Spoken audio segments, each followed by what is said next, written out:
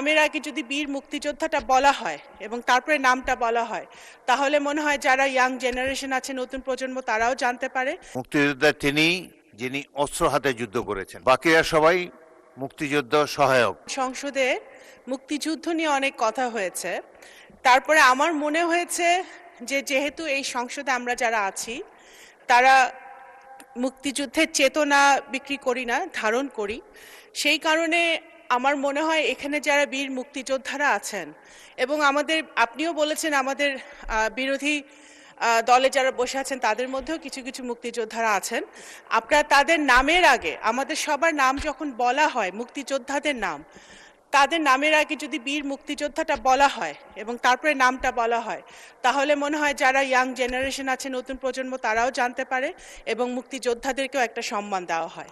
সংসদের ভেতরে যদি আমরা এটা চালু করি, সংসদের বাইরেও এটা আমরা বলতে পারবো, করতে পারবো। ধন্যবাদ।